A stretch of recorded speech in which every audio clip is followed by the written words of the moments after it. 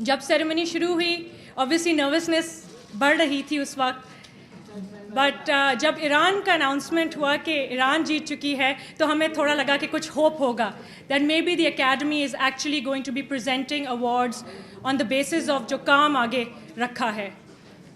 जब saving face जब नाम सुना, पहले तो मैंने सोचा शायद मैं ही अपना नाम अपने आप को दोहरा रही हूँ, बट व्हेन आई सॉ कि डैनियल नीचे उतरने लगे तो फिर मुझे ऐसा लगा कि यस वी हैव वन.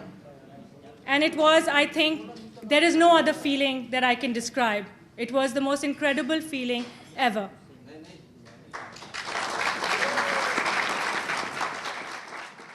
हमें फ़िक्र है कि जो ख़वातीन जिन्होंने अपनी ज़िंदगी रिस्क करके हमें कहानियाँ बताई हैं कि उनको एडिक्वेट प्रोटेक्शन मिले, क्योंकि आपको पता है कि जिस तरह के गाँव में और जिस तरह के इलाकों में ये ख़वातीन रहती हैं, वहाँ बहुत कम ख़वातीन अपनी ज़िंदगियों के बारे में इस तरह ओपनली बात करती हैं. जब हम उनको प्रोटेक्ट कर सकेंगे तभी ये फ़िल्म पाकिस्तान में चलेगी.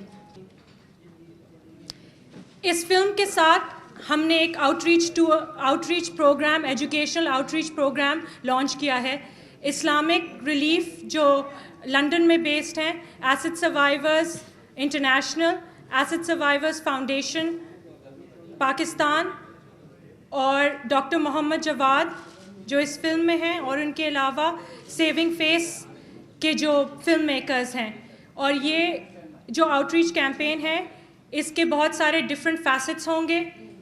पब्लिक सर्विस अनाउंसमेंट्स उर्दू और सराइकी में टेलीविज़न और रेडियो पे चलाए जाएंगे.